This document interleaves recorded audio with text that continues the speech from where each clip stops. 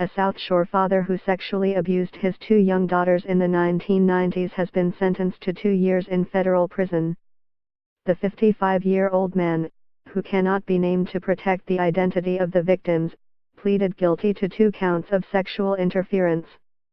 He was sentenced in September in Nova Scotia Supreme Court in Bridgewater. A written copy of Justice Mona Lynch's decision was released Tuesday. Lynch rejected the defense's request for a conditional sentence to be served in the community, finding it would not be appropriate in the circumstances. Leaving the accused in the community would not send the message of society's revulsion of such conduct, the judge said.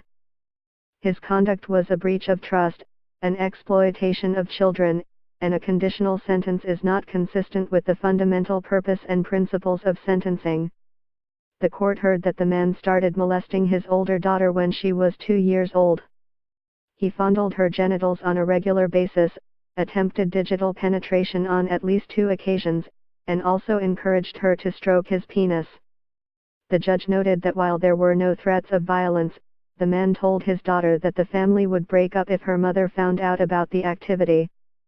In a sexual behavior assessment prepared for sentencing, the man said he was unable to control his obsession with touching his daughter. The abuse happened when she sat next to him or on his lap, and later in her bedroom. The man said he only stopped abusing his daughter after he was shocked to feel what he described as peach fuzz on her genitals. The older daughter's earliest memories as a child were of her father sexually abusing her, Lynch said. With regard to frequency, as the Crown indicated, it is hard to say, but I would suggest a conservative estimate would be at least 50 times over 10 years.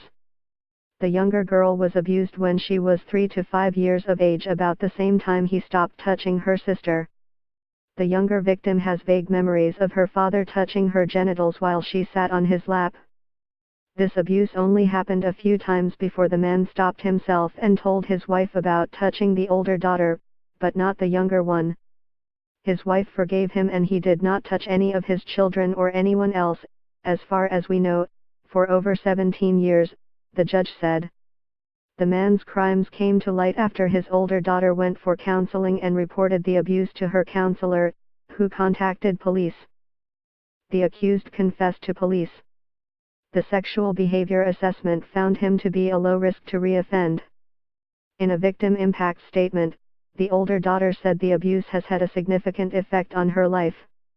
She struggles to trust, has difficulty processing stress and has panic attacks, Lynch said. She spent much of her childhood, as she described, screaming inside. She has nightmares, low self-esteem, struggles with trust on a physical and emotional level with her husband. She is a new mother and looks at her child and worries for her daughter and nieces. Her father, she says, took her innocence.